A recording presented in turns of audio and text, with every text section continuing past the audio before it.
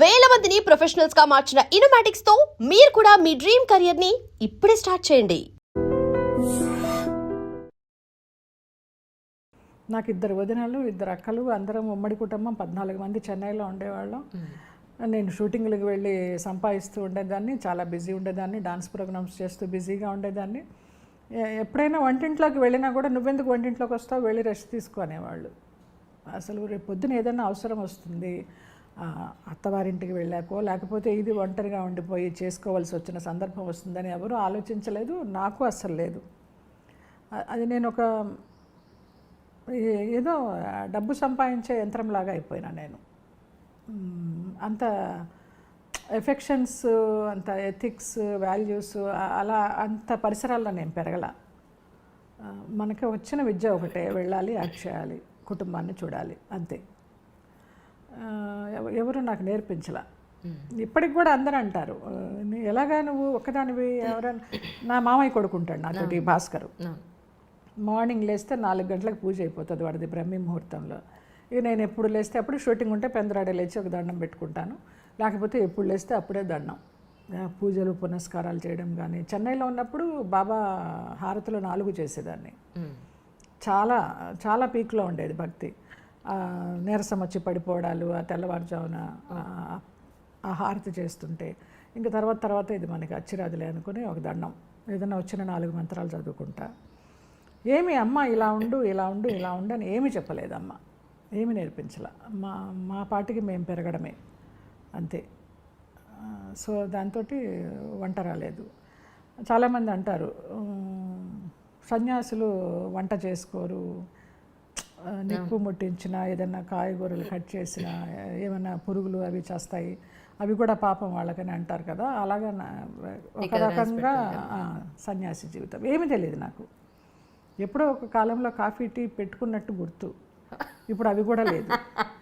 ఏం చేస్తావు, ఎవరు లేకపోతే ఆ భాస్కర్ కూడా ఏదైనా పని మీద వెళ్ళిపోయాడు అనుకో, లేకపోతే వాడికి ఏమైనా ఉద్యోగం వచ్చి వెళ్ళిపోయాడు, ఏం చేస్తా, స్విగ్గీలు ఉన్నాయి, ఎదురుకుండా ఉంటారు రెంట్కున్న వాళ్ళందరూ, సంధ్య అని వాళ్ళు, పైన లక్ష్మి అని, జయమ్మ అక్క అనుకుంటూ ఏమి కావాలంటే అవి తీసుకొచ్చేస్తారు పొద్దున కాఫీ దగ్గర నుంచి. ఇంకా నాకేం అవసరం, నేర్చుకునే అవసరం రాలా. ఆ లోటు కూడా నాకు తెలియదు. ఇప్పటికీ నా జీవితము వరమా శాపమా అనుకుంటా నాకే అర్థం కాదు, కన్ఫ్యూజ్. ఒక్కొక్కసారి నన్నే భుజం తట్టుకుంటా, వరమే నీ జీవితం అనేసి. నిజంగా మ్యామ్, నేను రీసెంట్గా ఒక స్వామీజీని ఇంటర్వ్యూ చేసినప్పుడు, పిల్లలు లేరని చాలా బాధపడుతూ ఉంటారు అంజలి గారు. పిల్లలు అనేది రుణం, ఎవరికైనా మన రుణం ఉంటేనే మనకి పుడతారు. మనం ఎవ్వరికీ రుణం లేము అని అనుకుంటే, మీరెవ్వరికీ ఒక్క 0.1% కూడా మీరు రుణం లేరు అనుకుంటే మీకు పిల్లలు ఉంటారు, అంతే అంతే. దానికోసం మీరు వెతుకులాట అక్కర్లేదన్నారు. అవసరం లేదు, నిజమే. అది ఎప్పటి నుంచో ఉంది కదా, రుణానుబంధ రూపేణ పశుపత్ని సుతాలయ. అవునండి, అంతే. ఇక అన్న కొడుకులు, అక్క కూతుళ్ళు, అక్కలకు అందరు కొడుకులే, అన్నకే ఆడపిల్లలు, మేనగోడళ్ళు, 2 మేనగోడళ్ళు నాకు. పెద్దన్నయ్యకి ఇద్దరు కూతుళ్ళు, రెండో అన్నయ్యకి 2 కూతుళ్ళు, పెద్దవాడికి 1 కొడుకు, అక్కకి 2 కొడుకులు, ఇంకొక అక్కకి 1 కొడుకు. అలాగందరూ మా పిల్లలే. ఇంకా కోడళ్ళు వాళ్ళందరూ కూడా బాగా చూసుకుంటారు, జయత్తయ్య అనుకుంటూ.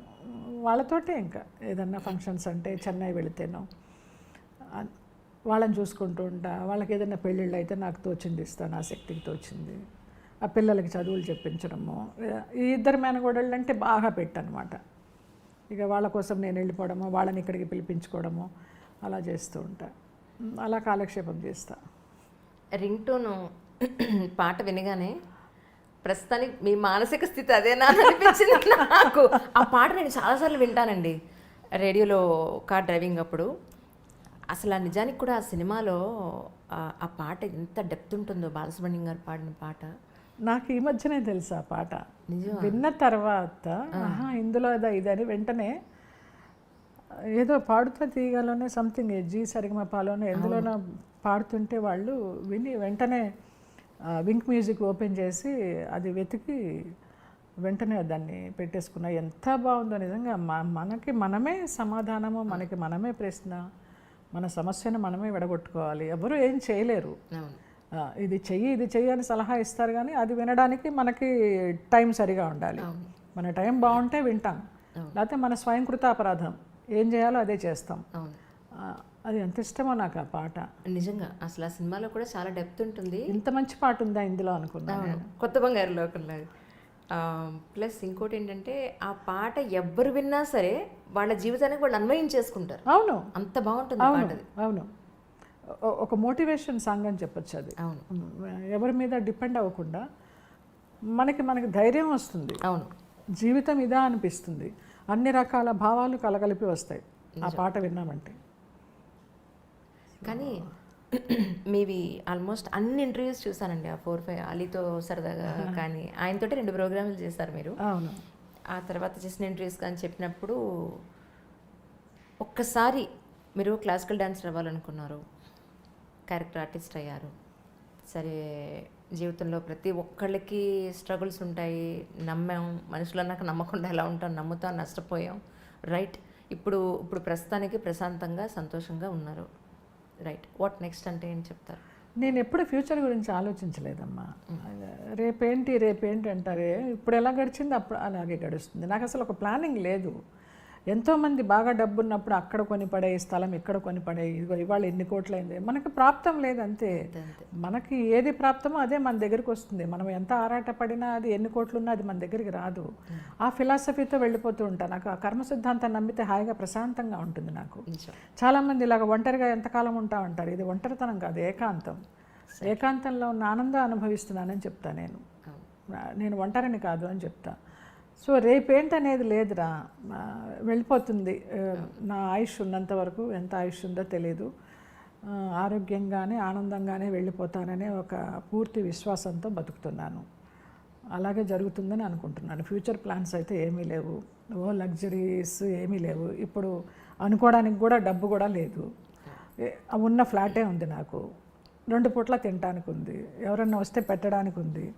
ఒక కుక్క నాకు రోజు వస్తూ ఉంటుంది ఇంటి ముందరికి. మా వాడు అలవాటు చేశాడు, భాస్కర్. అది మా ఇంట్లోనే పుట్టింది, కింద సెల్లార్లో. అది ఇప్పుడు ఇంత పెద్దదైంది. దాన్ని దత్తుడు అని పిలుస్తూ ఉంటాను నేను. వచ్చేసి కరెక్ట్గా కూర్చుంటుందమ్మా. సాయంత్రం 6 గంటలప్పుడు దీపాలు పెట్టేవేళ ఇంకా దానికి పెరుగన్నమో పాలన్నమో ఏదో ఒకటి పెట్టేసి మంచినీళ్ళు పోస్తే తాగేసి వెళ్ళిపోతుంది అంతే. ఎంత కాలంగా జరుగుతుందో ఇది. నాకు అదొకటి చాలా విచిత్రం అనిపిస్తుంది. అది రాకపోతే చూస్తూ ఉంటా, ఇదేంటి ఇవాళ రాలేదు దత్తుడు అనుకుంటా. మా వాడిని అడుగుతా, ఏంటో దత్తుడు రాలేదంటే ఏమో ఎక్కడన్నా దొరికిందేమో దానికంటే. అక్కడ ఉన్నాం మీకు, అక్కడ ఉంది నిజంగా. ఏంటో చిన్న చిన్న ఆనందాలు అంతే, పెద్దగా ఏమీ లేవు. ఒక్క మానస సరోవర్ వెళ్ళాలి నా జీవితంలో కోరిక, ఒక కోరిక. చాలా వరకు యాత్రలు చేశాను. ఆ మానస సరోవర్ తీసుకెళ్లే వరకు నన్ను ఆరోగ్యంగా ఉంచు. అక్కడికి వెళ్ళిన తర్వాత నీ ఇష్టం, నీలో ఐక్యం చేసుకుంటావా, మళ్ళీ వెనక్కి పంపిస్తావా, ఇంకా ఏమన్నా రుణానుబంధం ఉంటే నీ ఇష్టం అనుకుంటా. అది ఎప్పుడు వెళ్తానో తెలీదు. నెక్స్ట్ ఇయర్ ఏదో రోడ్డు వేస్తున్నారు, చైనా నుంచి వెళ్ళక్కర్లేదు అని ఏదో చెప్పారు. దానికోసం కలగంటున్నా. అంతవరకు ఆరోగ్యంగా ఉంచని అంతే. ఆరోగ్యంగా బంగారంలో ఉంటారు మీరు. రమాప్రభు గారిని మళ్ళీ కలిసారండి తర్వాత? లేదమ్మా, ఎప్పుడన్నా ఫోన్లో మాట్లాడతాను. మాట్లాడితే ఆవిడ మూడు సరిగా అంటే బాగా మాట్లాడతారు, లేకపోతే ఇక తెలిసిన విషయమే కదా, దెప్పి పొడుస్తారు. ఏంటి ఇంకా గుర్తున్నానా, చచ్చిపోయాను అనుకున్నానే నువ్వు ఫోన్ చేయకపోతే అంటారు. కొంచెం ఆ మాటలు వినాలంటే బాధ. సరేలే పెద్ద ఆవిడ అనిపిస్తుంది. ఎప్పుడు ప్లాన్ చేస్తున్నా మదనపల్లి వెళ్ళి చూద్దామని. నేను చిట్టిబాబు గారు వెళదాం బావా అంటూ ఉంటా. వెళదామంటారు, కానీ ఇంకా చూసే సందర్భం ఇంకా ఏమి అందరికీ కలిసి రావడం లేదు. రాళ్ళపల్లి గారికి మీకున్న అనుబంధాన్ని ఒకసారి సందర్భంగా తలుచుకుందాం అండి. ఎందుకంటే రాళ్ళపల్లి గారితో 2-3 సార్లు నేను మాట్లాడినప్పుడు ఆరోగ్యం సహకరించట్లేదమ్మా, ఈటీవీ వాళ్ళకి ఏదో వంట ప్రోగ్రామ్ చేస్తున్నాను కానీ అస్సలు కూర్చోలేకపోతున్నాను. ఎక్కువ టైము వాళ్ళకు కూడా 1/2 గంట కూర్చుని ఒక 5 నిమిషాలు చేసి కూర్చుంటున్నాను. ఈసారి మా జయం వచ్చినప్పుడు నేను పిలుస్తాను, మనందరం కలిసి కవర్లు చెప్పుకుందామని 2-3 సార్లు నాతో. నిజంగా వాళ్ళ ఇంటికి వెళ్ళి భోజనం చేస్తుండేదాన్ని నేను. ఈ చిట్టిబాబు గారింటికి అన్నారు, అనంత్ ఇంటికి, రాళ్ళపల్లి గారింటికి, ఆ చలపతిరావు గారు మధురానగర్లో ఉన్నప్పుడు వాళ్ళ ఇంటికి అందరం కలిసి భోజనం చేస్తూ ఉండేవాళ్ళం. వంటలన్నీ చేసుకుని చక్కగా. ఆయన జల అని పిలిచేవారు, జయలలితని జల అని షార్ట్ ఫామ్లో పిలిచేవారు. ఎక్కువ వంశీ గారి పిక్చర్లన్నీ కలిసి చేసాము. ఆయన బావా అంటూ ఉంటాను. ఆ కూతురుతోటే ఆయన సగం చనిపోయినట్టే లెక్క, అలాగైపోయినారు ఆయన. మంచి ఫ్యామిలీ. భరణి గారికి కూడా గురుతుల్యులు ఆయన. అవునండి, అవును. ఆయన చనిపోయినప్పుడు కూడా భరణి గారు అదే అన్నారు, మా గురువు గారు కాలం చేశారు చూసావా, ఇంటర్వ్యూ చేయమంటే అలా ప్రొలాంగ్ అయిపోయింది. ఆయన ద్వారానే యాక్చువల్లీ నేను ఆయన నెంబర్ తీసుకుని అప్పుడు మాట్లాడడం జరిగిందనమాట. నాకు ఇంటర్వ్యూ చేయడానికి ఏం లేదమ్మా, కొన్ని సంఘటనలు నచ్చని సంఘటనలు ఏమైనా చెప్పేస్తానేమో, దాని ద్వారా మనుషులు బయటకు వస్తారేమో, అనవసరంగా ఇంకొకళ్ళని బ్లేమ్ చేయడం ఎందుకు. మన టైం ఇంతే, ఇప్పుడు ఫామ్లో లేము, అందుకని మనల్ని ఎవరు అంతగా పట్టించుకోవడం లేదు, చిన్న చూపు చూస్తున్నారు అనే ఒక ఫీలింగ్ ఉంటుంది. కానీ మళ్ళీ వాళ్ళని ఎందుకు బ్లేమ్ చేయడం, వాళ్ళ బిజీలో వాళ్ళు ఉంటారు. మనల్ని గుర్తుపెట్టుకోవాలనో లేకపోతే మనకి క్యారెక్టర్ ఇవ్వాలనో మనల్ని పలకరించాలనో వాళ్ళకి అవసరం లేదు. కానీ ఆ కాలంలో రామానాయుడు గారు వాళ్ళు ఉన్న కాలంలో నిజంగా ఎంత హాయిగా ఉండేదో.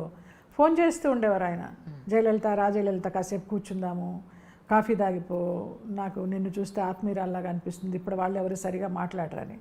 అట్లా ఏ ప్రొడ్యూసర్ అమ్మా పిలుస్తారు, స్టార్ ప్రొడ్యూసరు. ఇప్పుడు నేను మా టీవీ సీరియల్ పిల్లలే ఏదో చిన్న సినిమా తీసుకున్నారు, రుద్రం కోట అని.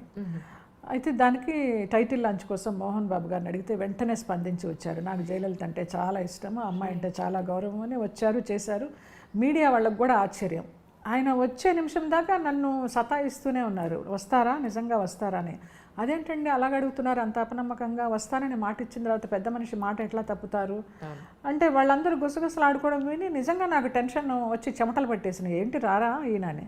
కరెక్ట్గా దిగారు, టైంకి దిగారు ఆయన. అప్పుడు వాళ్ళందరూ